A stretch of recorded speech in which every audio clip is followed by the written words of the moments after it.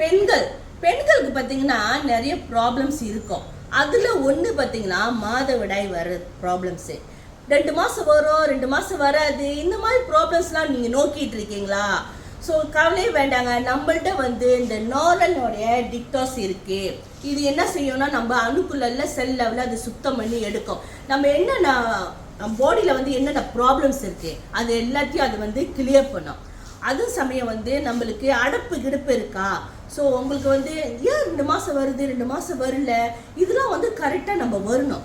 அப்போ அது சுத்தம் பண்ணி எடுக்கும். 16 மணி நேரத்தில் கழிவழியாக வெளியாகும். 120 நாள் நம்ம உடம்புக்குள்ளே இருந்து அது கொஞ்சம் கொஞ்சமாக அந்த அடப்பு கிடப்பு எல்லாத்தையும் அது கழுவி எடுக்கும். நம்ம பாடியில் உள்ள டாக்ஸின்லாம் அது கிளியர் பண்ணும்.